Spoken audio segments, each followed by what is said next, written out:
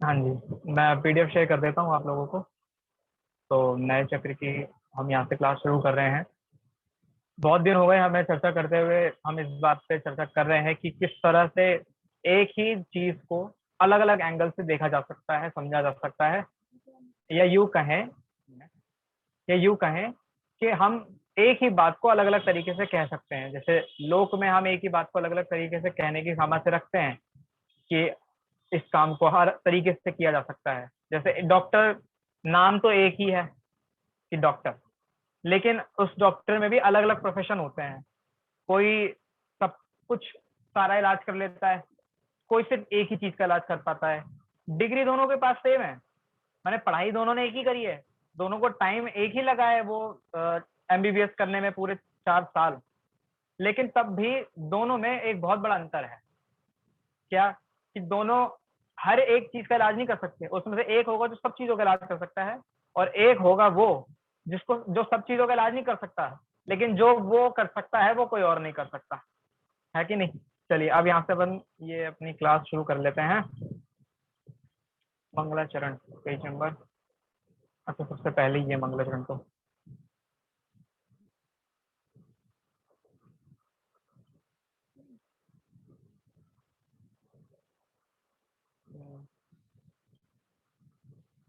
मिल नहीं रहा है। मंगलाचरण, मंगलाचरण कहाँ है? ये नहीं समझ आ रहा। अपनी बात हमारी हो ही गई थी। हाँ जी, अब आएगा।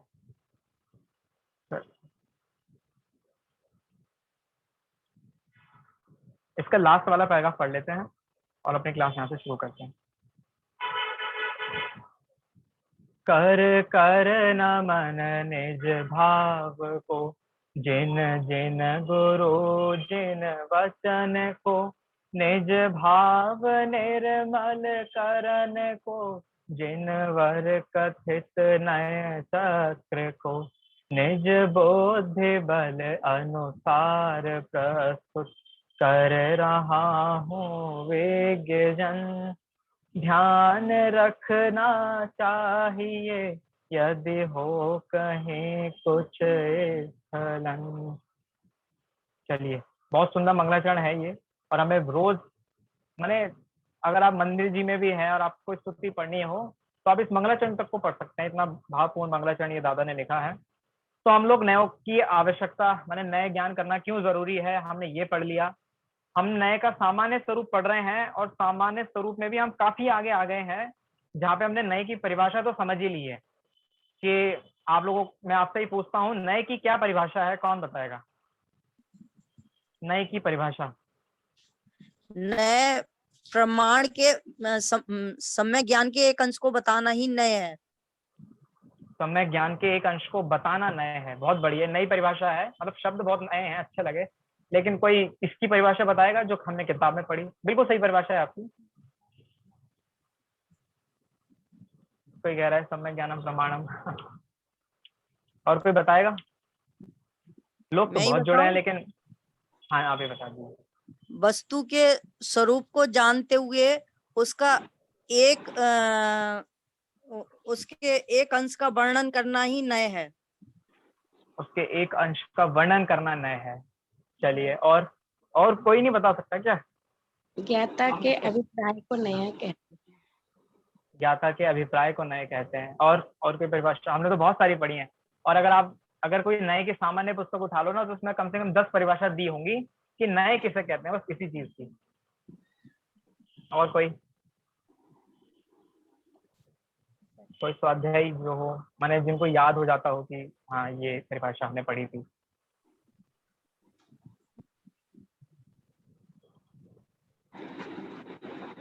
कोई बताएगा? भैया जी आप ही बता दो। हम ही बता दें? हाँ हम ही बता रहे हैं ऐसे तो हर संडे। चलिए मैं बता देता हूँ। हमने स्टार्टिंग में ही नए का स्वरूप जो ये पढ़ा है चैप्टर, इसी के स्टार्टिंग में एक परिभाषा पढ़ी थी, स्याद पद से मुद्रित। क्या है? स्याद पद से मुद्रित परमागम रूप शुद्ध ज्ञान के भेद को नए कहते हैं। आप लोग जो कह रहे हो, मतलब जैसे यहाँ पे परिभाषा बोली गई सम्यक ज्ञानम प्रमाणम, चलिए ठीक है, सम्यक ज्ञान को प्रमाण कहते हैं, लेकिन किसी ने ये नहीं कहा। अपेक्षाकृत बात वर्णन करने को भी नए कहते हैं। हाँ चलिए मैं बताता हूँ। देखो, वर्णन करने को नए नहीं कहते, है ना। वस्तु के कहने को नए नहीं कहते। मूल रूप में, अरे शुद्ध ज्ञान का भेद नए है। नए जो है, आपको हमने आपको बताया था, नए जो है वो ज्ञान में होते हैं, वस्तु में नए नहीं होते। वचनों में नए कहे जाते हैं, लेकिन वो क्यों कहे जाते हैं? क्योंकि सबसे पहले वो ज्ञान में होते हैं। भाई, आप कोई चीज तभी कह सकते हो जब आप उसको जानते हो, या आपका उस संबंधी कुछ बात आपके दिमाग में हो। जैसे हम नए चक्र पढ़ा रहे हैं, तो मैं ये इसलिए कह पा रहा हूँ क्योंकि ये सारा विषय मेरे दिमाग में है, मैं इसको बोल सकता हूँ। इसलिए क्यों? क्योंकि मैं उसको जानता हूँ। आप, अगर मैं आपसे पूछूं कि रसगुल्ला कैसे बनाया जाता है, तो जिसको आता है वो तो बता देगा, लेकिन जिसको नहीं आता वो नहीं बता पाएगा। ऐसा क्यों है? ऐसा इसलिए है क्योंकि बताया तभी जाता है जब वो पहले से हमारे ज्ञान में अंदर हो। तो नए जो है वो ज्ञान में होते हैं। आपको बात समझ में आ रही है ना? कुछ भी चीज हो दुनिया में, कुछ भी हो, सब कुछ ज्ञान में होता है। अभी पिछली क्लास में, लास्ट क्लास में एक बहुत अच्छी लाइन बोली थी अमित भैया ने। क्या बोली थी? संसार, वो संसार में है लेकिन उनमें संसार नहीं है। ये उनमें संसार नहीं का मतलब क्या है? उनमें संसार नहीं है, इसका मतलब क्या है? इसका मतलब ये है कि उनके ज्ञान में संसार नहीं, अब उनका आत्मा ही झलकता है। माने संसार का ज्ञान तो होता है, लेकिन उसमें हे उपादेय ये कहाँ घटित हो रहे हैं? संसार को वो हे जान रहे हैं और अपनी आत्मा को उपादेय जान रहे हैं। उनके श्रद्धा में ऐसा है, इसलिए उनमें संसार नहीं है। ये अपेक्षाकृत बात थी। अपेक्षाकृत, जो अपेक्षा है उसका नाम है नए, और उस बात को कहना, इसका नाम है स्यादवाद। कहने का नाम स्यादवाद है। वचनों में स्यादवाद होता है और ज्ञान में नए होते हैं। लेकिन यहाँ पर वक्तुर अभिप्रायो नया को भी नए कहा गया है। आपका प्रश्न हो सकता है कि मैंने तो एकदम से नकार दिया कि कहने का नाम नए नहीं है, कहने का नाम तो स्यादवाद है। वो एक स्थूल अपेक्षा है। वास्तव में देखा जाए, मैंने एक मोटी मोटी बात अगर कह दे ना, मोटी बात ऊपर ऊपर से कहा जाए, तो जो व्यक्ति कह रहा है भाई, वो एक अपेक्षा उसके दिमाग में है, उसने उसी अपेक्षा को कहा, तो वो नए हो गया। वो नए हो गया। लेकिन वो क्यों कह पा रहा है? क्योंकि उसके ज्ञान में वो अपेक्षा है। इसलिए ज्ञान के माध्यम से ही और ज्ञान के अंदर ही नए घटित होते हैं। चलिए आगे देखते हैं। हाँ, यही पेज अपना चलना है। चलिए मैं और थोड़ा सा पीछे पढ़ लेते हैं। हमने ये वाला श्लोक पढ़ा था कि इत्युक्त लक्षणेस्मिन् विरुद्ध धर्म द्वयात्मके तत्वे, शायद ये हमने श्लोक पढ़ लिया था मेरे ख्याल से। तो नहीं, हमने कार्तिकेय अनुप्रेक्षा की गाथा ये पढ़ी थी, जिसमें ये बताया था कि यद्यपि पदार्थ नाना धर्मों से युक्त होता है, तथापि नए उसके एक धर्म को ही कहता है, क्योंकि उस समय उस धर्म की ही विवक्षा है, शेष धर्मों की नहीं। कोई बता सकता है विवक्षा किसे कहते हैं? विवक्षा की परिभाषा क्या है? गौण कर दिया जाता है और जिसकी चर्चा चल रही है उसको विशेष कर दिया जाता है। विवक्षा किसे कहते हैं ये तो आपने सिद्धांत तो समझा दिया। विवक्षा शब्द का अर्थ भी बताया था, वैसे तो मैंने वो नहीं पूछ रहा मैं। विवक्षा किसे कहते हैं सामान्य भाषा में बता दीजिए। चलिए मैं नाम लेके पूछता हूँ, आप मत बताइएगा अभी। अब मैं ये जानता नहीं हूँ कि कौन बोल रहा था।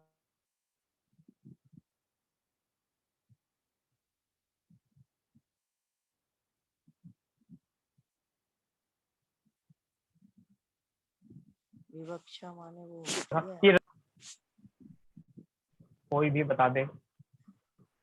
विवक्षा माने विशेष उसका वर्णन करना या उसके बारे में हाँ जी, विवक्षा ठीक है, माने ठीक। किसी भी पर्टिकुलर चीज का व्यू पॉइंट से, उसी व्यू पॉइंट से बताना। विवक्षा मतलब किसी भी पर्टिकुलर व्यू पॉइंट। ये अच्छा वर्ड, बहुत अच्छा है वैसे, व्यू पॉइंट। चलिए मैं बताता हूँ। सही है आप लोगों के उत्तर। आप क्या कहते हैं? मुख्यता। हाँ चलिए मैं बताता हूँ। विवक्षा का वैसे तो मेन अर्थ मुख्यता ही होता है, या फिर विवक्षा का शाब्दिक अर्थ मैं आपको बताऊं क्या है।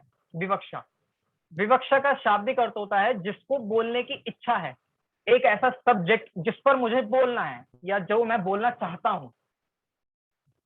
आप लोगों को समझ में आ रहा है? जैसे क्या होता है स्कूल में, जैसे बच्चे हैं उनके कंपटीशन होता है, स्पीच कंपटीशन होता है, तो पता है कैसे होता है? एक बाउल रखा जाता है, कांच का गोला रखा जाता है, इसमें बहुत सारी पर्चियां होती हैं। आपने देखा होगा मूवीज में या फिर टीवी वगैरह में, या आपके घरों में आपको पता होगा। एक बाउल होता है, बहुत बड़ा कटोरा सा कांच का, उसके अंदर बहुत सारे टॉपिक होते हैं, मतलब चिट्ठियां होती हैं, चिट्ठियों में टॉपिक लिखे होते हैं। तो वो पूरी लिस्ट जो टॉपिक उसमें रखे गए हैं, मतलब अलग अलग पर्चों में अलग अलग टॉपिक हैं, उन सारे टॉपिक को एक लिस्ट पे लगाकर स्कूल के बोर्ड पे लगा दिया जाता है कि आपको इन इन टॉपिक को तैयार करना है, इस दिन कंपटीशन है, इनमें से किसी एक विषय को आपको बोलना होगा। अब जो बच्चा है वो सारे विषय पढ़कर आता है, सारे विषय पढ़कर आता है कि नहीं पढ़ के आता है? ये कौन सा ज्ञान हो गया? ये कौन सा ज्ञान हो गया? कोई बताएगा? सारा पढ़ लिया, ये कौन सा ज्ञान? प्रमाण ज्ञान। ये प्रमाण ज्ञान है। आप हाँ इससे लगाओ ना, बिल्कुल सही पकड़ा आपने। सारा हमने, वो बच्चा सारा पढ़कर आया है, ये कौन सा ज्ञान हो गया? प्रमाण ज्ञान। ठीक है, अब उस बाउल में से सारे टॉपिक तो उसको बोलने नहीं है। टीचर कहेगी आओ इधर आओ और इसमें से एक पर्ची निकालो। एक पर्ची उसने निकाली, उसने खोला और उसमें लिखा था टॉपिक परोपकार। स्कूल में टॉपिक उसको मिला परोपकार। अब उसने अहिंसा को भी वो अहिंसा को भी पढ़ के आया था, वो महात्मा गांधी टॉपिक को भी पढ़ के आया था, वो जवाहरलाल नेहरू को भी पढ़ के आया था, वो मेरा देश महान को भी पढ़ के आया था, लेकिन उसको बोलना किस विषय पर है? परोपकार। उसको एक टॉपिक दे दिया गया कि आपको इसी दायरे में रहकर पूरा टॉपिक बोलना है। अब आपके जो भी शब्द निकलेंगे वो इसी गली से निकल के, परोपकार की गली से निकल के जाने चाहिए। आप बात समझ में आ रही है मैं क्या कह रहा हूँ? इसी गली से निकल के जाना चाहिए। ये हो गई विवक्षा। वो जो परोपकार टॉपिक हो गया ना, वो विवक्षा हो गई। अब उसके दिमाग में सिर्फ परोपकार परोपकार चलेगा, उसको जो भी बोलना है वो परोपकार के ऊपर बोलेगा। अब वो परोपकार को ही मुख्य करेगा। उसको अहिंसा का भी पूरा पूरा ज्ञान है, उसको सत्य का भी पूरा पूरा ज्ञान है, उसको अपरिग्रह का भी पूरा पूरा ज्ञान है, उसको सब कुछ पूरा पूरा ज्ञान है। लेकिन वो कुछ भी कहेगा तो किसके बारे में कहेगा? परोपकार के बारे में। बात समझ में आ रही है आप लोगों को? परोपकार के बारे में कहेगा, तो ये हो गई विवक्षा।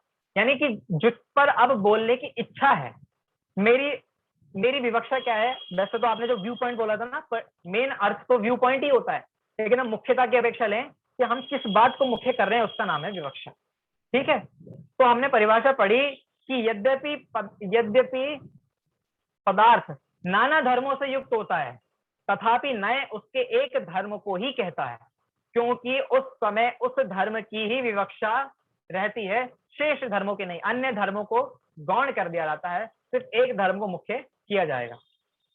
चलिए मैं आपसे पूछता हूँ, हम यहाँ पे शायद 8-9 लोग तो जुड़े हैं, कम से कम 5 परिभाषाएं दीजिए आप मुझे जीव की। जीव किसे कहते हैं, इसकी कोई 5 परिभाषाएं बता सकता है? मैंने एक एक परिभाषा बताइए कोई भी। जीव किसे कहते हैं? जीव किसे कहते हैं, इसकी परिभाषा। जिसमें ज्ञान दर्शन हो उसे जीव कहते हैं। ठीक है, जिसमें ज्ञान दर्शन हो उसे जीव कहते हैं, जिसमें चैतन्य शक्ति है, जिसमें चैतन्य शक्ति से जीव कहते हैं। और कोई नई परिभाषा जो सुख दुख का अनुभव कर सके? चलिए और बताइए। जो अजीब नहीं है। जो अजीब नहीं, बहुत बड़ी परिभाषा है। जो अजीब नहीं है। और चलिए मैं बता देता हूँ। सबके उत्तर बिल्कुल ठीक है, लेकिन सबकी परिभाषाएं अलग अलग हैं। ऐसा क्यों? सबके उत्तर ठीक है भाई, जीव तो एक ही है ना। 6 द्रव्यों में कितने जीव और कितने अजीव हैं? एक जीव है, 5 अजीव हैं। ठीक है, अब जीव तो एक ही है, लेकिन उसकी परिभाषा इतनी सारी कैसे हो सकती हैं? अच्छा, कोई लिमिट बता सकता है कि एक जीव की जो परिभाषाएं हैं, एक जीव की कितनी परिभाषाएं हो सकती है मैक्सिमम? बहुत सारी हो सकती हैं। बहुत सारी? कितनी बहुत सारी? एक जीव आत्मा ही है, जिसमें जानना देख, जिसमें चेतनता पाई जाती है, वो ही है। चलिए वो मंदिर गया मनीष। चलिए मैं बता देता हूँ। ये धर्म, अब यहाँ से एक उत्तर आया है कि जितने जीव उतनी परिभाषाएं। ये भी ठीक है। अरे अनंत जीव हैं। अनंत जीव को छोड़ो, आप एक ही जीव को पकड़ो, किसी एक जीव को, उसके अंदर कितने गुण हैं, कितने धर्म हैं, कितनी शक्तियां हैं, कितनी शक्तियां हैं एक जीव के अंदर? वो शक्तियों की बात नहीं कर रहा मैं, जो आपने टीवी सीरियल्स में देखी होंगी। अनंत शक्तियां हैं, अनंत शक्तियां हैं, अनंत गुण है, अनंत धर्म है, अनंत स्वभाव है। हाँ, सब कुछ अनंत अनंत है एक जीव के अंदर। तो एक जीव की अनंत परिभाषाएं हो सकती हैं। एक जीव की अनंत परिभाषाएं हो सकती हैं। कैसे? अरे आपने कहा, मैंने आपसे पूछा जीव किसे कहते हैं, तो आपने उत्तर दिया जिसमें चैतन्य हो उसे जीव कहते हैं। तो आपने अनंत धर्मों की बात तो की नहीं, आपने एक धर्म को मुख्य कर दिया, बाकी सारे धर्मों को गौण कर दिया। आपने यही किया ना, जिसमें चैतन्य हो। तो चैतन्य तो एक धर्म है, ऐसे अनंत धर्म उस जीव के अंदर हैं। तो एक जीव की अनंत परिभाषाएं हो सकती हैं, लेकिन आपने किसी एक धर्म को मुख्य करके उस जीव को एक, माने जैसे था ना कि जैसे ये फोन है, ये फोन है, तो यहां से पकड़ा, एक अंश पकड़ा इस फोन का, लेकिन पूरा का पूरा फोन पकड़ में आ रहा है कि नहीं आ रहा है? पूरा का पूरा फोन पकड़ में आ रहा है। ऐसे ही जीव के किसी एक धर्म को मुख्य करो तब भी पूरा का पूरा जीव पकड़ में आता है। ये है नयों की विशेषता, इसलिए नयों का ज्ञान करना बहुत जरूरी है। अगर आप किसी एक धर्म को मुख्य करो जो उस वस्तु में है, तो भी आप पूरी वस्तु का ज्ञान कर सकते हो एक वस्तु में स्थापित करके, ठीक है, शेष धर्मों को गौण करके। आगे पढ़ते हैं। वस्तु में अनंत धर्म ही नहीं अपितु परस्पर विरुद्ध प्रतीत होने वाले अनंत धर्म युगल भी हैं। जैसे जीव, आपने 47 शक्तियों के नाम सुने? किस किस ने 47 शक्तियों के नाम नहीं सुने? बताएगा कोई? नहीं, अगर नहीं सुने तो मैं बताऊं, सुने तो फिर मैं क्या बताऊं आपको? भैया जी कोई जानता है? भैया जी बता दीजिए। आपने नहीं सुने 47 शक्तियां क्या होती हैं, क्या नहीं? चलिए, मैं बताता हूँ। समय सार, आपने ग्रंथ पढ़ ही रहे हैं आप लोग डेली के स्वाध्याय में। समय सार 415 गाथाएं है ना। फिर आचार्य अमृतचंद की टीका, आचार्य अमृतचंद ने जो टीका लिखी, आचार्य अमृतचंद देव ने जो टीकाएं लिखी पूरी समय सार की, उसके बाद उन्होंने कुछ परिशिष्ट लिखे। उस एक परिशिष्ट में 47 शक्तियों का भी वर्णन है। 47 शक्तियां समय सार के लास्ट में आपको मिल जाएगा ये टॉपिक। तो उसमें क्या हुआ, आचार्य अमृतचंद देव कहते हैं वैसे तो आत्मा में अनंत शक्तियां हैं, लेकिन उसमें से मैं 47 शक्तियों का वर्णन कर रहा हूं। उन्होंने 47 शक्तियां मुख्य की। उसमें जो शक्तियां हैं वो कुछ विरुद्ध भी हैं, उसमें कुछ शक्तियां विरुद्ध भी हैं। एक शक्ति उसमें अनंत विरुद्ध धर्मत्व नाम की शक्ति, काफी टफ है ये टॉपिक वैसे, लेकिन मैं आपको बता देता हूँ। एक शक्ति है जीव के अंदर विरुद्ध धर्मत्व शक्ति। इसका मतलब पता है आपको क्या है? कि एक जीव में एक समय में अनंत विरुद्ध धर्म रह सकते हैं, ऐसी जीव के अंदर शक्ति है। जैसे एक ही व्यक्ति एक ही समय में पिता भी, आपको मालूम है वो उदाहरण, एक ही समय में पिता भी हो सकता है, एक ही समय में पुत्र भी हो सकता है, एक ही समय में चाचा, एक ही समय में ताऊ जी, सब कुछ एक ही व्यक्ति और एक ही समय में। ऐसा नहीं है कि एक सेकंड पहले वही था, एक सेकंड बाद वही हो गया, ऐसा नहीं है।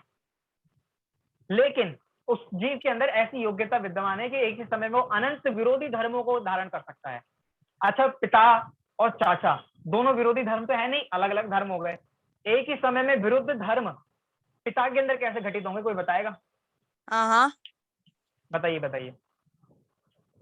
पिता के अंदर, हाँ अपने बेटे के तो वो पिता हैं, हाँ। और अब विरुद्ध धर्म होगा तो वो भतीजे के अनुसार वो चाचा जी हैं। चलिए चलिए, आप पकड़ रहे थे सही, और उत्तर भी ऐसे ही कुछ है, मैं बता देता हूँ। वो एक व्यक्ति जो पिता है वो अपने बेटे की अपेक्षा तो पिता है, लेकिन अपने पिता की अपेक्षा पिता नहीं है। उसका जो बेटा है वो तो उसे पापा कह सकता है, लेकिन उस व्यक्ति के जो पापा है वो उसे पापा कह सकता है क्या? नहीं। उनकी अपेक्षा वो पिता नहीं है, उनकी अपेक्षा वो पुत्र है। इसको गौण करके हम ये कहेंगे अपने पुत्र की अपेक्षा पिता है और अपने पिता की अपेक्षा अपिता है। क्या है? अपिता, पिता नहीं है, अपिता। समझ में आ गया आप लोगों को? तो एक ही व्यक्ति के अंदर अनंत विरोधी धर्म रह सकते हैं, तो एक आत्मा के अंदर कितने अनंत विरोधी धर्म रह सकते हैं भाई? एक पिता नाम का ये जो धर्म है वो तो सांसारिक है, इसमें तो कोई दम भी नहीं है, लेकिन एक आत्मा जो अनंत शक्तिवान है उसके अंदर अनंत विरोधी धर्म रहते हैं। जैसे अस्ति और नास्ति, मैं बताता हूं आपको। जैसे जीव अपने अस्तित्व की अपेक्षा तो अस्थि रूप है, लेकिन पुद्गल की अपेक्षा अस्तित्व रूप है क्या? नहीं, नास्ति है। पुद्गलों की है। नास्ती है। नहीं, जैसे मेरा ज्ञान मेरे लिए कामयाब है, आपके लिए नहीं, और आपका ज्ञान आपके लिए कार्यकारी है, मेरे लिए नहीं। ये बात तो आप लोगों को समझ में आती होगी कि हमारा ज्ञान हमारे लिए काम कर सकता है, किसी दूसरे के लिए नहीं। जैसे होता है कि बड़े लोगों के पैर छुओ, तो जो बड़े बुजुर्ग है वो क्या कहते हैं? हमारी उम्र भी तुम्हें लग जाए। क्या कहते हैं? हमारी उम्र भी तुम्हें लग जाए। मैं आपसे पूछता हूँ, क्या इस बात में कोई लॉजिक है? फिर बताएगा, क्या ऐसा हो सकता है? हाँ, नहीं, ऐसा हो नहीं सकता, लेकिन भावना बातें, वो आयु नहीं। तो अपनी जितनी है उतनी ही रहेगी। नहीं, मैं ये नहीं पूछ रहा, मैं आपसे सीधे सीधे पूछ रहा हूँ कि ऐसा हो सकता है कि एक व्यक्ति की उम्र दूसरे व्यक्ति को लग जाए? नहीं, ऐसा नहीं हो सकता। नहीं हो सकता। ऐसा नहीं हो सकता। क्यों? नहीं नहीं उसकी उम्र उसकी अपेक्षा है, किसी दूसरे की अपेक्षा नहीं है। नहीं है। ऐसा हमने ऐसा भी देखा है कि एक घर में दादाजी तो जीवित हैं, लेकिन उनके पिता, उनके बच्चे, उनके बच्चों के बच्चे, उनकी डेथ हो गई। ऐसा भी होता है। क्यों? क्योंकि उम्र, जो उम्र है, जैसे कर्म होता है ना, कर्म। आप ये देखो, सबसे ज्यादा जो क्या कहते हैं उनको, वफादार जो होते हैं वो कर्म होते हैं, शरीर नहीं होता। शरीर वफादार है कि कर्म? कोई बता सकता है कौन ज्यादा वफादार है? कर्म वफादार, ईमानदार। शरीर ईमानदार है, और पता मरने कैसे के बाद नहीं भी है? नहीं छोड़ेंगे। हाँ, कर्म करने के बाद भी नहीं छोड़ेंगे। बहुत बढ़िया। चलिए मैं बताता हूँ कि शरीर ईमानदार कैसे नहीं है। आप ये देखो, जैसे छोटे बच्चे होते हैं, छोटे बच्चों को बचपन में धूप में लिटा के तेल लगाया जाता है, बचपन से उनको बादाम भिगा भिगा कर खिलाए जाते हैं, खूब खाना खिलाया जाता है, खूब खूब अच्छे से अच्छा खिलाया जाता है कि ये तंदुरुस्त हो। लेकिन ये शरीर इतना ज्यादा कपटी है, इतना ज्यादा झूठा है कि जैसी अवस्था कमजोर पड़ती जाती है, एज बढ़ती जाती है, वो सारे बादाम जितने आपने खिलाए थे उस शरीर को, वो सारे मिट्टी में मिल जाते हैं, कोई काम नहीं करते। आप ये सोचो कि ऐसा, अगर ऐसा पॉसिबल होता है कि हम अपने शरीर से बात कर सकते, तो ये जीव इतनी शिकायतें करता जिसका कोई हिसाब नहीं। जैसे बहुत लोगों के साथ ये होता है कि पूरे दिन घर में बिल्कुल ठीक बैठे हैं, जैसे कहीं जाने का नंबर आता है, कहीं तीर्थ पे जाने का नंबर आता है, तबीयत खराब हो जाती है। तो उनसे पूछें कि भैया ऐसा क्यों? वो कहते हैं हमें तो समझ ही नहीं आता है, जब तक घर में रहते हैं तब तक ठीक रहते हैं, तीर्थ जाने का नाम आता है तो तबीयत खराब हो जाती है। ऐसे बहुत लोग होते हैं। कहीं जाने का नंबर आए तो तबीयत खराब हो जाती है, कुछ अच्छा काम करने जाए तो सारा वो काम उस समय हमारा शरीर साथ नहीं देता। जैसे घर में तो क्या होता है, घर में तो खूब इधर से उधर दौड़ा जा सकता है, लेकिन अगर उसी बच्चे को बाहर जाके कह दो कि इतना काम करा, तो वो कहता है नहीं मेरे बस की नहीं, मैं नहीं जा सकता, मैं थक गया। क्यों? आप ये घरों में देखते होंगे। तो ये कैसे, मतलब ये मैं यहाँ ये समझाने की कोशिश कर रहा हूँ, स्व की अपेक्षा जीव अस्थि रूप है और पर की अपेक्षा जीव नास्ति रूप है। क्या? स्व की अपेक्षा जीव अस्थि रूप है और पर की अपेक्षा जीव नास्ति रूप है। जैसे क्या होता है, जब बच्चों का एग्जाम का रिजल्ट आने वाला होता है, जैसे हम भी थे बचपन में, हमारे एग्जाम का रिजल्ट आने वाला था, तो उस दिन पीटीएम होती थी, पेरेंट्स टीचर मीटिंग।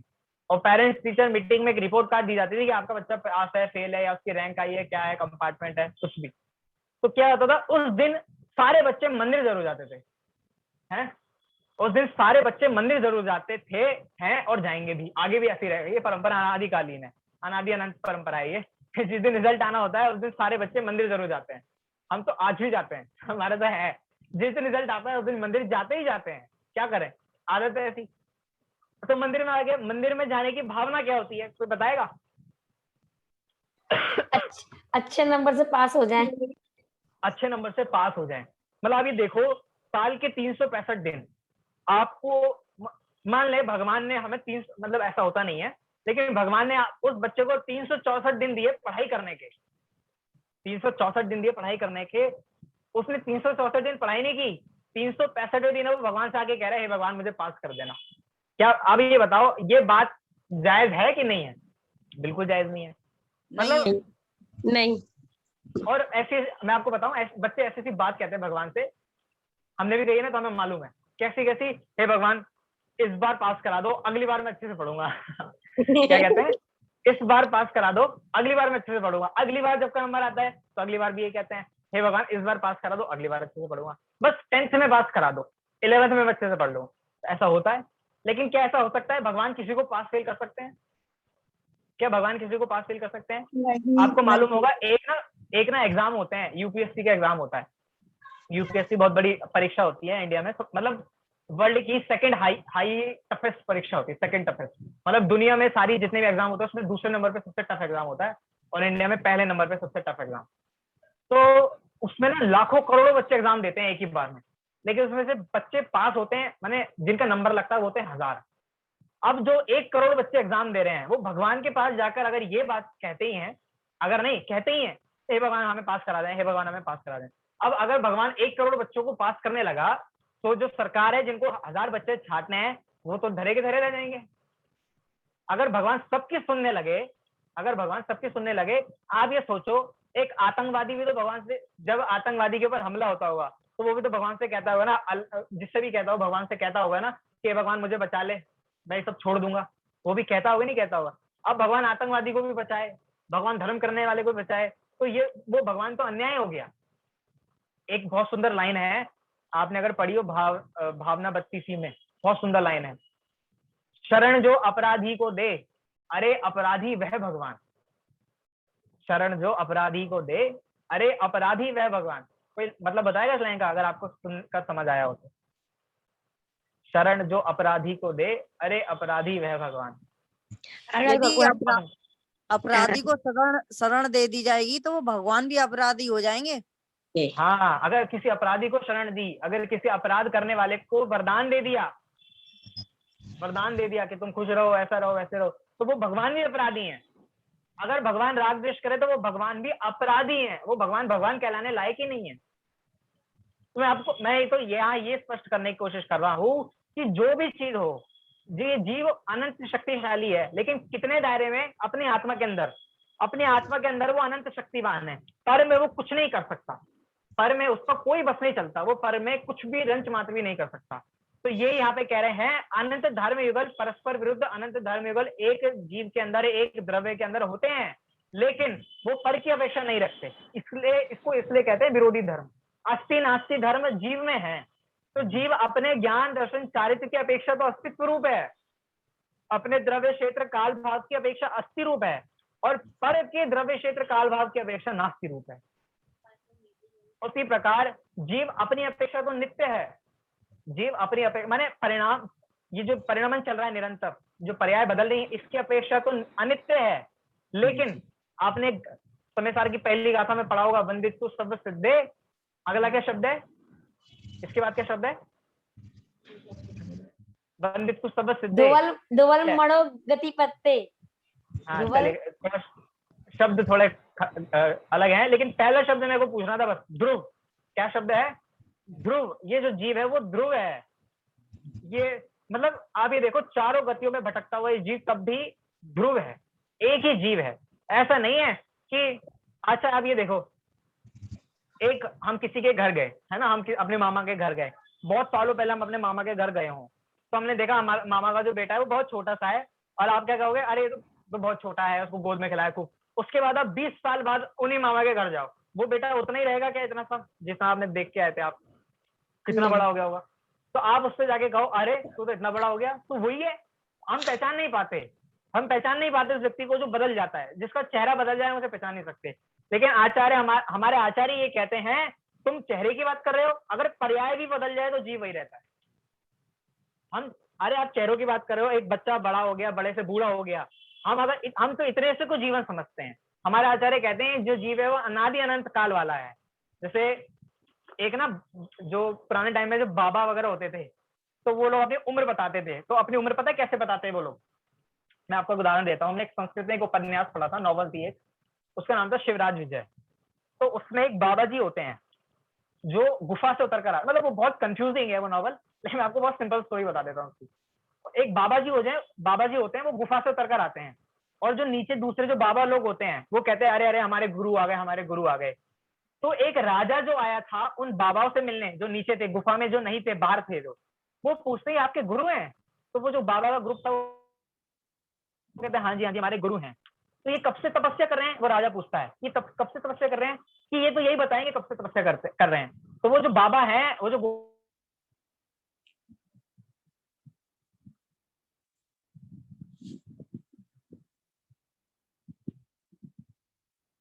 गुफा से उतर नहीं, वो तो टाइम ही गिन रहे थे, मुझे आज 1 दिन हो गया, 2 दिन हो गए, 100 दिन हो गए, साल हो गया, 2 साल हो गए, वो टाइम तो गिनते नहीं। तो उन्होंने ये कहा था, वो ये पूछते हैं अभी किसका शासन चल रहा है?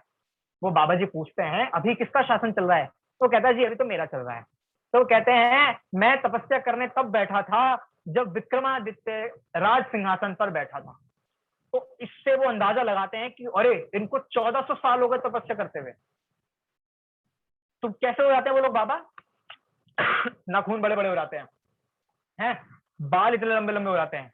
आपने महाभारत में वो सीन देखा होगा, अभी जो महाभारत आई है नई वाली, उसमें महाभारत में आपने एक सीन देखा होगा कि एक बाबा सो रहे होते हैं गुफा में, हैं, उनके बाल बड़े बड़े जाते हैं। तो वो हजारों साल से सिर्फ सो रहे हैं, हजारों साल से वो सिर्फ सो रहे हैं। मेरे जो कुछ हिंदू दोस्त हैं, वो लोग बताते हैं कि जो कैलाश पर्वत है, कैलाश पर्वत पे जो बाबा लोग तपस्या करते हैं, तो हिंदू हैं वो लोग, तो वो कैलाश पर्वत को ऐसा कहते हैं कि वो शिव जी का घर है, मतलब उनके यहाँ ऐसा माना जाता है।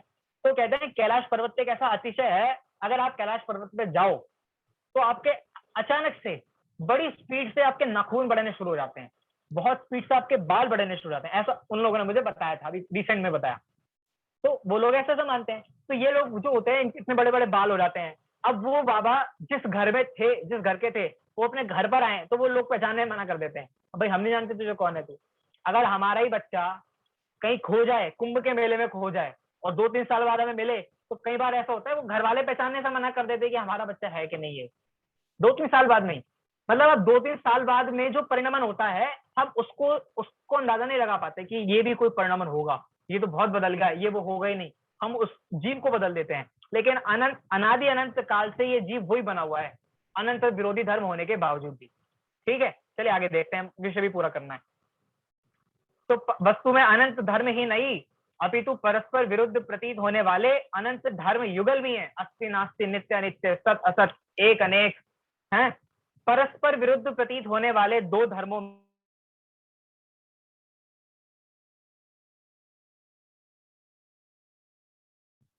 आवाज नहीं आ रही।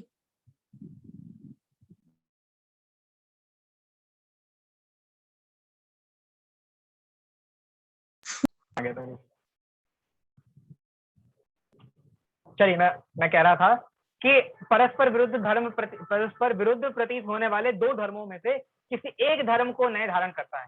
तो जो धर्म परस्पर विरोधी हैं, उनमें से किसी एक धर्म को ग्रहण करना, उसका नाम भी नए है। और जो धर्म परस्पर विरोधी नहीं है, उनमें भी किसी एक धर्म को धारण करना, उसका नाम भी नए है। आगे देखते हैं। इस तथ्य को ध्यान में रखकर पंचाध्यायी कार नए की चर्चा इस प्रकार करते हैं। पंचाध्यायी एक ग्रंथ है नयों की जिसमें चर्चा की गई है, ऐसा एक ग्रंथ है पंचाध्यायी। उसमें क्या कहा गया है वो देखते हैं। मैंने राजमल जी पांडे ऐसे एक बहुत बड़े विद्वान हुए हैं टोडरमल जी के टाइम के आसपास, तो उन्होंने एक पंचाध्यायकार ग्रंथ पंचाध्याय लिखा है, जिसमें 5 अध्याय हैं। उसमें एक श्लोक है, वो पढ़ते हैं अपन। इत्युक्त लक्षणेस्मिन् विरुद्ध धर्मद्वयात्मकत्वे। अच्छा, ये दोहा नहीं, श्लोक है। इत्युक्त लक्षणेस्मिन् विरुद्ध धर्मद्वयात्मके तत्ते तत्राप्यन्यतरस्य स्यादिह धर्मस्य वाचकश्च नयः। क्या कह रहे हैं? दूसरे नंबर का श्लोक है, मैंने 404 नंबर का श्लोक है। ये कह रहे हैं जिसका लक्षण कहा गया है, क्या जिसका लक्षण कहा गया है, ऐसे दो विरुद्ध धर्म वाले तत्व में किसी एक धर्म का वाचक नहीं होता है। वही परिभाषा है, बस थोड़े शब्द अलग है। भाई क्या कह रहे हैं? दो विरुद्ध धर्म वाले तत्व में, एक ही तत्व में दो अलग अलग धर्म है जो परस्पर विरोधी हैं। ऐसे विरोधी जिनमें दोनों में 36 का आंकड़ा जिसे कहते हैं। जैसे होता है ना, कुछ दोस्त होते हैं और कुछ दुश्मन होते हैं। तो जो दुश्मन होते हैं, जैसे इंडिया और अमेरिका क्या है? दोस्त। इंडिया और पाकिस्तान क्या है? दुश्मन। कैसे दुश्मन? हम तुम्हारी शक्ल नहीं देखना चाहते हैं, वो भी ये कहते हैं हम तुम्हारी शक्ल नहीं देखना चाहते। वो हमें कोसते हैं, हम उन्हें कोसते हैं। ऐसा होता है कि नहीं होता है? अच्छा, अब ये बताओ, अभी जैसे इंडिया और श्रीलंका का मैच चल रहा है, आप लोगों को नहीं मालूम। अगर इंडिया और श्रीलंका का मैच चल रहा है तो किसी को मालूम थोड़ी है ऐसा कोई मैच चल रहा है। लेकिन अगर इंडिया और पाकिस्तान का मैच चल रहा हो, सबको मालूम पड़ जाता है ऐसे पाकिस्तान का मैच है। और अगर उसमें पाकिस्तान हार जाए तो सबको तो और खुशी होती है, अरे वाह। और उसमें भी अगर बुरी तरह से हार जाए तो फिर तो लोग घरों के बाहर पटाखे जलाते हैं। होता है कि नहीं होता है? तो ये हमारे अंदर पहले से ही भावना है कि हम विरोधी हैं, भले ही हम पाकिस्तान में रहने वाले किसी एक व्यक्ति को ना जानते हो। हम किसी को नहीं जानते, ना वो हमें जानता है। हम कभी पाकिस्तान गए नहीं, हमें पाकिस्तान का नक्शा नहीं मालूम, तब भी मन में भावना है कि नहीं कि वो हमारे विरोधी हैं। हम मतलब आप ये देखो, हम कितना फालतू में राग द्वेष करते हैं, कितना फालतू में। जो भारत का दोस्त है वो हमारा दोस्त है, जो भारत का दुश्मन है वो हमारा दुश्मन। ऐसा क्यों है? ये है ना अनर्थ दंड, ये है अनर्थ दंड। तो मैं कह रहा हूं, एक ही तत्व में विरोधी धर्म रहते हैं। विरोधी धर्म, मेरे को विरोधी से ध्यान आया था। ये एक ही तत्व में विरोधी धर्म है, उसमें से किसी एक धर्म को मुख्य करना, उसका नाम नय है। चलिए आगे बढ़ते हैं। ये ऐसा पंचाध्यायकार ने कहा है। तो ये जो परिभाषा है, तो ये बड़ी टफ है चलानी। इन सब बातों को धवलाकार ने और भी अधिक स्पष्ट करने का यत्न किया है। माने ये जितनी भी बातें हैं कि एक ही तत्व में विरोधी धर्म, ये सब क्या है, ये सब हमें समझ नहीं आया। तो धवला जिन्होंने लिखी आचार्य वीरसेन, उन्होंने बहुत स्पष्ट भाषा में, माने जो धवला, आप अगर धवला पढ़ो तो धवला क्वेश्चन आंसर में लिखी गई है, क्वेश्चन आंसर में। जैसे ऐसा लगता है कि इंटरव्यू लिया जा रहा हो। अच्छा, जैसे इंटरव्यू होते हैं ना आज के टाइम में, जैसे इंटरव्यू के नाम पे आप लोग रजत शर्मा को जानते होंगे, वो अपने आपकी अदालत में बुलाता है, वहां से सवाल जवाब होते हैं। तो वहां पे बात ऐसी नहीं होती और भाई क्या हाल है, ऐसा कुछ नहीं, वहां पे सवाल जवाब होते हैं। आपने ऐसा किया था, वो कहता है हाँ हमने ऐसा किया। तो ऐसे आचार्य वीरसेन ने जो धवला लिखी वो क्वेश्चन आंसर में लिखी हुई है कि ये जीव। तो एक शिष्य कहता है हे आचार्य क्या ऐसा हो सकता है, तो आचार्य उत्तर देंगे, कोई दूसरी बात नहीं करेंगे, वो उत्तर देंगे। फिर वो उस उत्तर में से एक क्वेश्चन उठाएगा, ऐसा कैसे हो सकता है, तो उसको उत्तर देंगे। तो ऐसा क्वेश्चन आंसर में लिखा है। तो पढ़ते हैं, को नयो नाम। आचार्य वीरसेन ने एक प्रश्न उठाया, उनके शिष्य ने उनसे पूछा कि नए किसे कहते हैं, नए किसका नाम है। तो आचार्य वीरसेन का उत्तर सुनो, क्या है, क्या है, ज्ञातुर अभिप्रायो नया।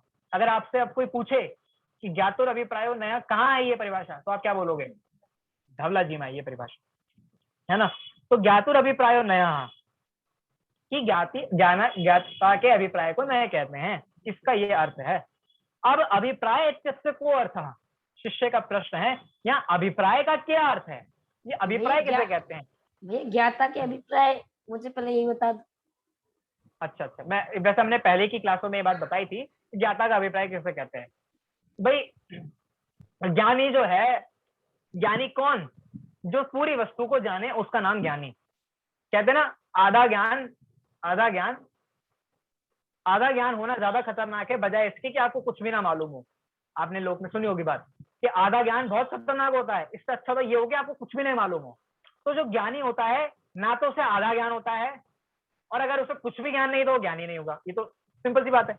तो ज्ञानी को होता है पूरी वस्तु का ज्ञान, पूरी वस्तु का ज्ञान। अगर आपको इतना भी ज्ञान है ना कि आत्मा में अनंत धर्म है, तो आप ये समझ लीजिए मुझे पूरा ज्ञान है। आपको विशेष नहीं, सामान्य का तो आपको पूरा ज्ञान है कि नहीं, तो आप ऐसा समझ लीजिएगा। तो ज्ञानी जो है वो अनंत धर्मात्मक वस्तु को जानता है, यानी कि प्रमाण से जानता है, वो प्रमाण ज्ञान है, उसे पूरी वस्तु का ज्ञान है, यानी प्रमाण ज्ञान है, और सम्यक ज्ञान है इसलिए प्रमाण ज्ञान। अब उस प्रमाण ज्ञान में से उसे तो बहुत सारी बातें मालूम है, लेकिन अब उसको बतानी क्या बात है, या फिर ग्रंथ में क्या बात चल रही है, उसको मुख्य क्या बात करनी है, उसमें से वो क्या करेगा, उसको जो बहुत सारे शास्त्रों का ज्ञान है, जैसे जनवाणी तो हो गई प्रमाण, और समय सार क्या हो गया, बोलो, जनवाणी तो हो गई प्रमाण, तो समय सार क्या हो गया, नए नए नए, समय सार हो गया नए। अब समय सार तो हो गया प्रमाण, क्यों, क्योंकि मैंने पूरा समय सार पढ़ लिया। उसमें से जीवाजीव अधिकार क्या हो गया, नए नए। अब मैंने जीवाजीव अधिकार पूरा पढ़ लिया, तो उसका तो हो गया प्रमाण ज्ञान। उसमें से पहली गाथा क्या हो गई, नए नए। अब मैंने पहली गाथा तो पूरी पढ़ ली, उसमें से ध्रुव शब्द का अर्थ क्या हो गया, नए। अब मैंने ध्रुव शब्द का तो पूरा अर्थ जान लिया, लेकिन उसमें से किसी एक विवक्षा क्या हो गई, नए। तो नए इतने गंभीर होते हैं, मतलब एक के अंदर एक के अंदर एक के अंदर आप कितना सूक्ष्म जा सकते हो। आपने 7 नयों के नाम पढ़े हैं, तो बताएगा 7 नयों के नाम। हाँ, नैगम बताइए। संग्रह व्यवहार ऋजु सूत्र शब्द समय भी बूढ़ा एवं भूता, समभिरूढ़ एवं भूत नय, एवं भूता। इस प्रकार से 7 नए हैं। हाँ। तो इसमें ना ऐसा होता है कि एक उत्तर इनके विषय कम होते चले जाते हैं। तो जो एक समय की पर्याय है ना, उसको भी विषय करता है ऋजु सूत्र नय, सूक्ष्म ऋजु सूत्र नय जिसे कहते हैं। मतलब इसमें ऐसा होता है, जो संग्रह नय और व्यवहार नय जो हैं वो पता कैसे होते हैं, ये दोनों दोस्त हैं, एक तरह से ये लोग दोस्त हैं। क्या, कैसे दोस्त हैं भाई, जो तेरा है वो तेरा है, जो मेरा है वो मेरा है, इस प्रकार से चलता है इनका। जैसे संग्रह नय है, वो क्या करेगा, वो लोक और अलोक दोनों को विषय करेगा। क्या करेगा वो, लोक और अलोक, महासत्ता और अवान्तर, वो महासत्ता को पूरा विषय करेगा। ये थोड़ा कठिन शब्द है इसलिए मैं बोलना नहीं चाह रहा। वो 6 द्रव्यों को विषय करेगा, किस रूप में, कि लोक, षट द्रव्यात्मक लोक को विषय करेगा, वो हो गया संग्रह नय। तो व्यवहार नय, क्योंकि व्यवहार नय उसका दोस्त है, तो व्यवहार नय किसको विषय करेगा, व्यवहार नय किसी एक द्रव्य को विषय करेगा, यानी कि वो जीव द्रव्य को विषय करेगा। अगर संग्रह नय सिर्फ जीव द्रव्य को विषय करेगा, तो व्यवहार नय किसको विषय करेगा,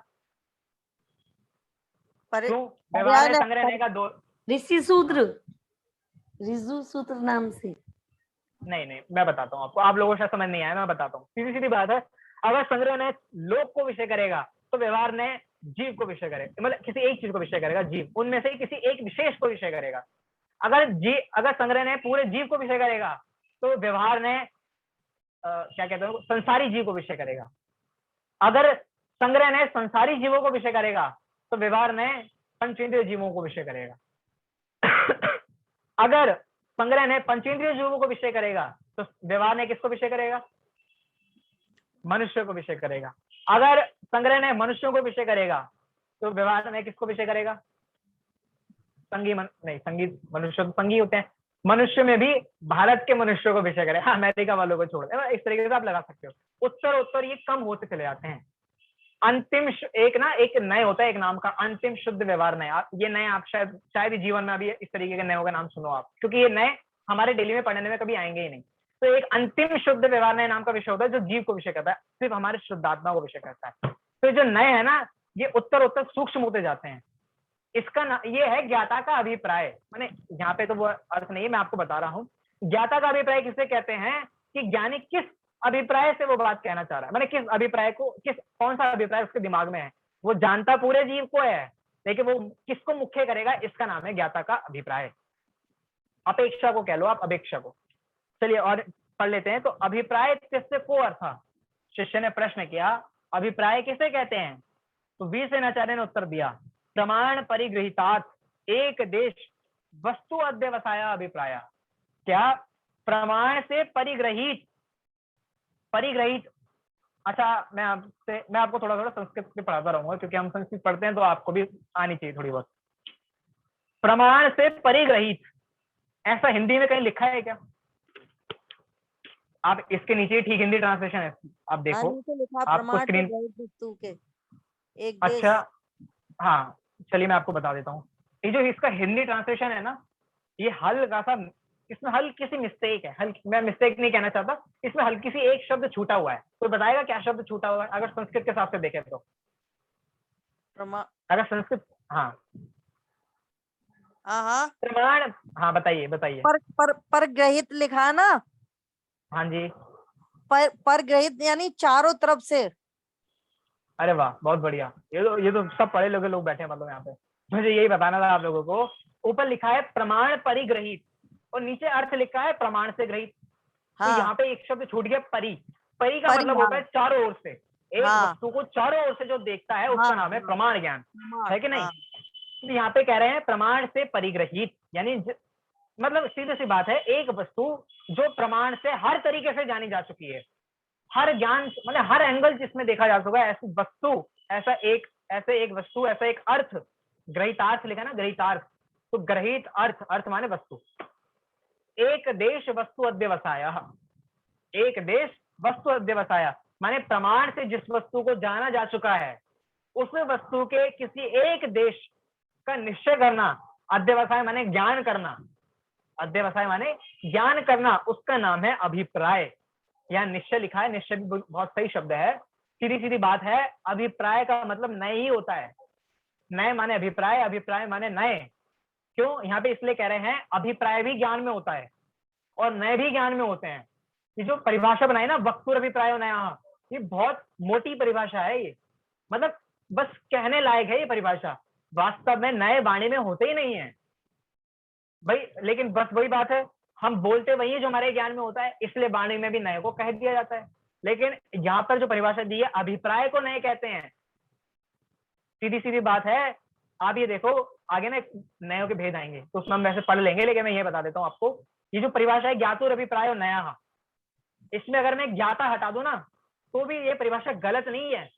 क्यों? क्योंकि अभिप्राय को ही नए कहते हैं। अभिप्राय माने एक देश, एक अंश, किसी एक चीज को विषय करना, उसका नाम है अभिप्राय। तो किसी एक चीज को विषय करना यानी कि ज्ञान का विषय बनाना, उसको जानना, इसका नाम ही नए है। अब अगर उसे ज्ञानी जानेगा तो वो नए हो जाएंगे सम्यक, और अगर उसे अज्ञानी जानेगा तो वो कैसे नए हो जाएंगे? मिथ्या, वो मिथ्या हो जाएंगे। अगर ज्ञानी जानेगा तो सम्यक नए, अगर अज्ञानी जानेगा तो मिथ्या नए। लेकिन अगर अभिप्राय, लेकिन देखा जाए तो अभिप्राय को जानना नए है, लेकिन नए नाम तभी पाते हैं जब वो ज्ञानी के द्वारा जाने जाए, यानी वो सम्यक हो। सम्यक नए ही नए होते हैं, मिथ्या नए नए नहीं होते। बिल्कुल ठीक इसी पेज पे सबसे नीचे एक लाइन आने वाली है, आ रही है कि नहीं, सापेक्षा नया मिथ्या ऐसे करके, निरपेक्षा नया मिथ्या सापेक्ष, है ना, इसी पेज पे एक लाइन आएगी। चलिए आगे बढ़ते हैं, हिंदी पढ़ता हूँ मैं। प्रमाण से ग्रहित वस्तु के एक देश में वस्तु का निश्चय ही अभिप्राय है। माने प्रमाण से पूरी वस्तु को जान लो, उसके बाद किसी एक अंश को विषय करना, उसका नाम है अभिप्राय और उसी का नाम है नय। युक्ति अर्थात प्रमाण से अर्थ ग्रहण करने अथवा द्रव्य और पर्याय में से किसी एक को ग्रहण करने का नाम नय है। युक्ति को भी नय कहते हैं। युक्ति कहते हैं प्रमाण को, ऐसे कहते हैं ना, जैसे मैं फिर वही कहूंगा, महाभारत सभी ने देखी है, क्योंकि ये जो हिंदी के जो कुछ कठिन शब्द है हमने सभी ने महाभारत रामायण देख के याद करे हैं, क्योंकि ऐसे भी किसी को याद होते नहीं है। हाँ। यानी कि किसी चीज को बताने की युक्ति होती है ना, तो युक्ति भी नए के रूप में आ जाती है। चलिए मैं बताता हूँ आपको, ये युक्ति नहीं होती। लोक में इसको लोक में युक्ति पता कैसे कहा जाता है? युक्ति लगाओ, यानी कि प्लानिंग को युक्ति कहा जाता है ना। कुछ प्लान करके काम करने में अलग मजा होता है, या बिना, भाई काम वही सक्सेसफुल होता है जो प्लान करके किया जाए। जो बिना प्लान के कोई काम करते हैं वो सक्सेसफुल नहीं हो, मतलब हो सकते हैं लेकिन चांसेस बहुत कम होते हैं उनके। तो युक्ति लोक में कह सकते हैं प्लान करने को, लोक में युक्ति कहते हैं प्लान करके काम करो सारे। या फिर युक्ति कहते हैं लॉजिक को, इसके पीछे क्या युक्ति हो सकती है, ऐसा पूछते हैं ना, इसके पीछे क्या कारण हो सकता है, लॉजिक। जैसे मैंने आपसे पूछा था कि बड़े कहते हैं हमारी उम्र आपको लग जाए, इसके पीछे क्या लॉजिक है। मैं आपसे ये भी पूछता अगर कि इसके पीछे क्या युक्ति है, तो आप बता देते। तो आपको, क्योंकि हमारे दिमाग में युक्ति का अर्थ बैठा हुआ है लॉजिक, इसके पीछे क्या लॉजिक है या फिर इसके पीछे क्या प्लान किया गया होगा। लेकिन अगर जैन दर्शन आप उठाकर देखो तो युक्ति किसे पता है कहते हैं? युक्ति प्रमाण और नय को युक्ति कहते हैं, या फिर सीधा सीधा मैं कहूं प्रमाण को युक्ति कहते हैं। माने एक वस्तु के पूरे ज्ञान को प्रमाण कहते हैं और उसी प्रमाण को युक्ति भी कहते हैं। तो आगे बढ़ते हैं, युक्ति अर्थात प्रमाण, तो इससे अर्थ ग्रहण करने अथवा द्रव्य और पर्याय में से किसी एक को ग्रहण करने का नाम नय है। युक्ति से जो सारा विषय जाना गया है या फिर प्रमाण से जो सारा विषय जाना गया है, उनमें से किसी एक को ग्रहण करने का नाम क्या हो गया? नय। किसी एक विषय को उठाने का नाम नय हो गया। जैसे एक बक्से में 100 अमरूद थे या 100 टमाटर थे, उसमें से किसी, उसमें 10वें नंबर के टमाटर को उठाने का नाम क्या हो गया? और पूरे बक्से को उठाने का नाम क्या हो गया? ने 10वें नंबर के टमाटर को उठाने का नाम क्या हो गया? ने और पूरे बक्से को उठाने का नाम क्या हो गया? ने प्रमाण। प्रमाण पूरे सारे, पूरा विषय एक साथ हो गया ना गर्भित, तो सारे विषय को उठा लेना एक साथ हो गया, वो हो गया प्रमाण। पूरी वस्तु को जान लेना हो गया प्रमाण, और किसी एक अंश को जानने का नाम हो गया नय। आगे बढ़ते हैं, अथवा प्रमाण से जानी हुई वस्तु के द्रव्य अथवा पर्याय में अर्थात सामान्य या विशेष में वस्तु के निश्चय को नय कहते हैं, ऐसा अभिप्राय है। ये थोड़े कठिन हो गए शब्द। वस्तु में 2 तरीके के भेद होते हैं, कौन कौन से? वस्तु के 2 भेद हो सकते हैं, तो बताएगा कौन कौन से? आवाज नहीं आ अरे रही। यही मैं कह रहा हूँ, वस्तु के 2 भेद हो सकते हैं, कौन कौन से? सामान्य और विशेष। और सामान्य विषय तो ठीक है, चलिए मैं बता देता हूँ। यही लिखा है भाई, वस्तु के द्रव्य अथवा पर्याय में अर्थात सामान्य या विशेष में। आप सीधा सीधा ये कह सकते हो द्रव्य और पर्याय वस्तु के 2 भेद होते हैं। आपने 2 नयों के नाम सुनोगे इसी से मिलते जुलते, को बताएगा? द्रव्य और पर्याय से मिलते, द्रव्यार्थिक नय और पर्यार्थिक नय। हाँ उसका था द्रव्यार्थिक नय और पर्यायार्थिक नय, तो ये उसी के उससे ही निकले हैं। वस्तु में 2 भेद हो सकते हैं, जैसे हमने कहा था ना। आवाज क्लियर नहीं आ रही।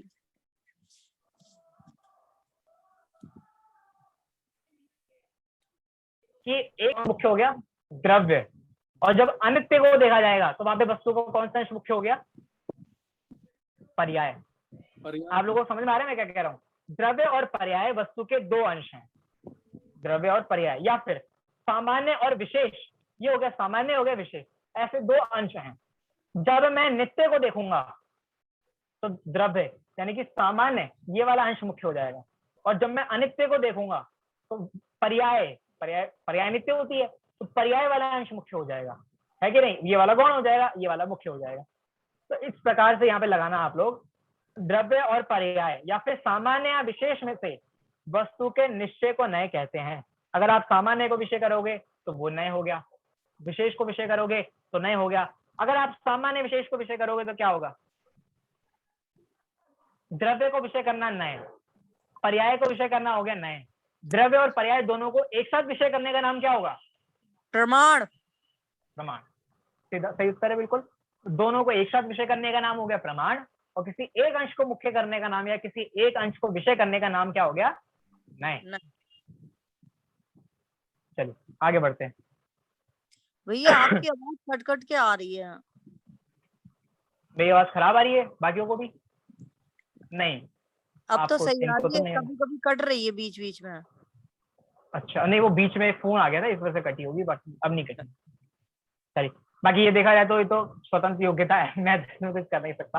ये तो मोबाइल की योग्यता जैसी है वैसा ही रहेगा। सही। आगे बढ़ता हूँ मैं। नयों का कथन सापेक्ष ही होता है। नयों का कथन सापेक्ष ही होता है। चलिए अब मैं अपने उसी उदाहरण पे आता हूँ जो मैंने बीच में छोड़ दिया था। मैंने आपसे एक लॉजिक पूछा था, क्या पूछा था?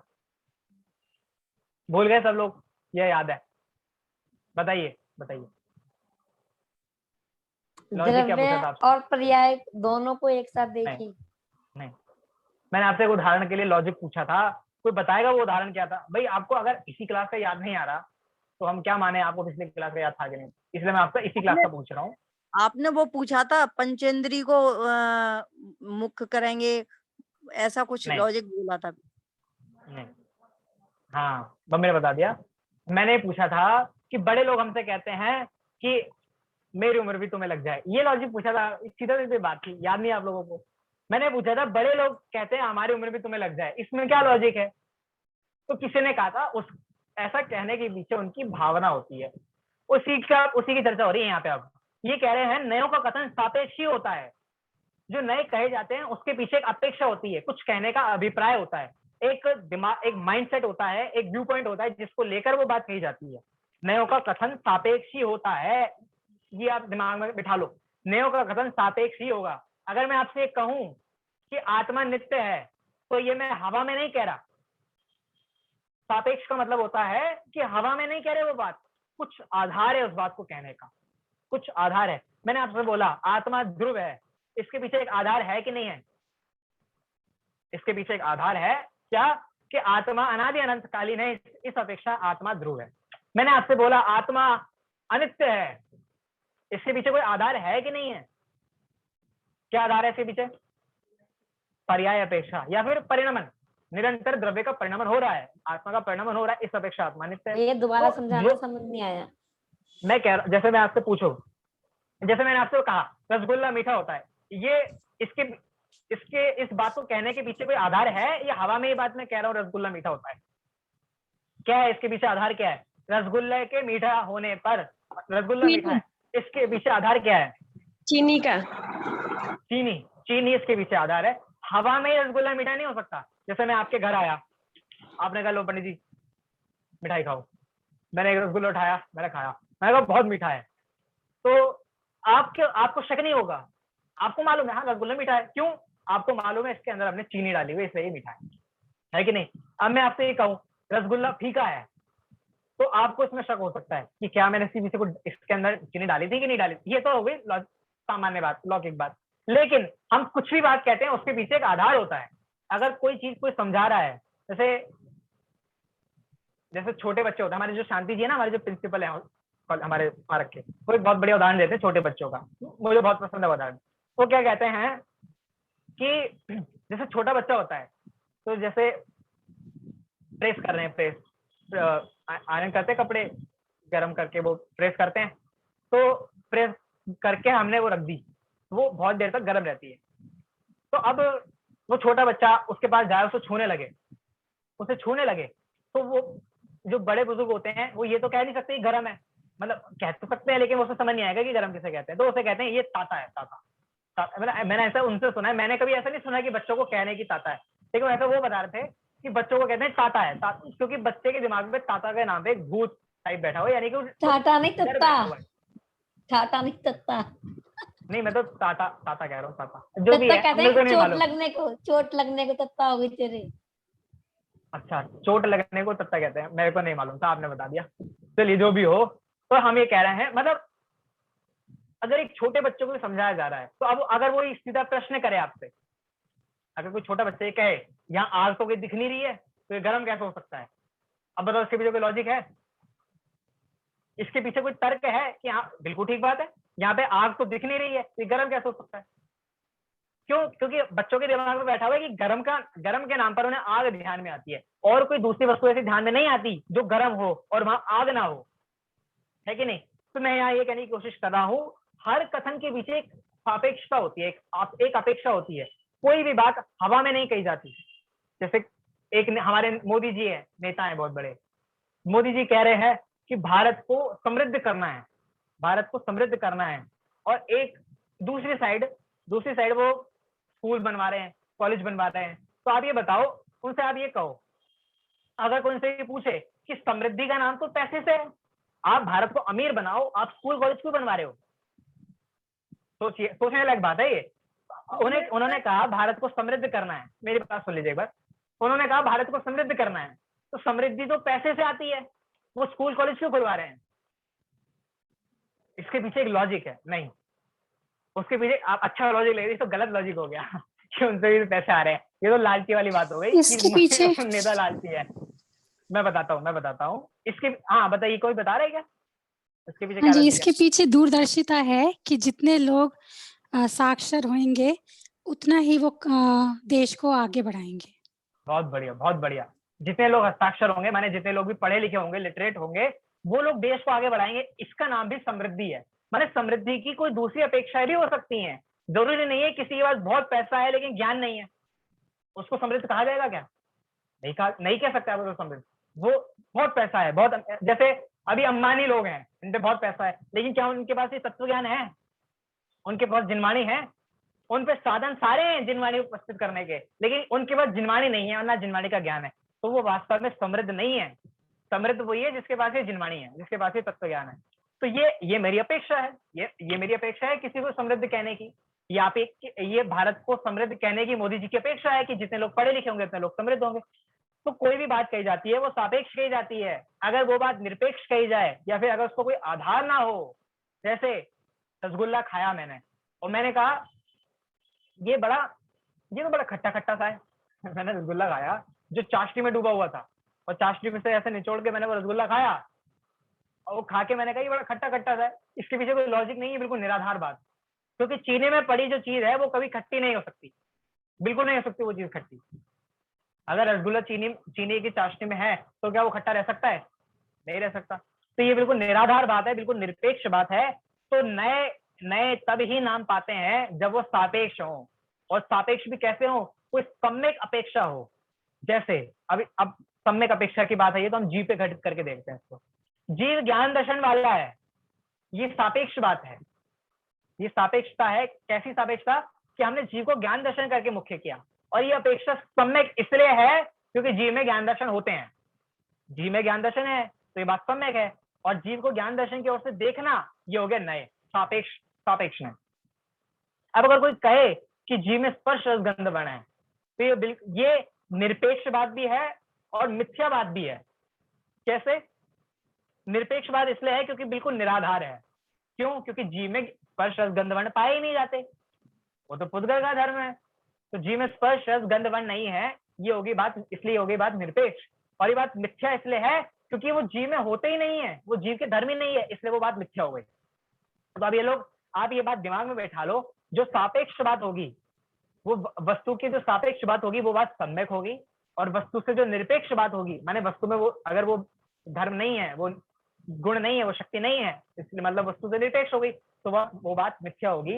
ये बात मैं इसलिए कह रहा हूँ क्योंकि अब नीचे एक संस्कृत में लाइन लिखी है, आप लोग देखिए, निरपेक्षा नया मिथ्या सापेक्ष वस्तु तीर्थकृत। ये लाइन है आपकी मीमांसा, एक बहुत बड़ा ग्रंथ है, उसमें उसके प्रारंभिक के श्लोकों में ये बात लाइन में लिखी है आचार्य समंदर ने, निरपेक्षा नया मिथ्या सापेक्षा वस्तु तीर्थकृत।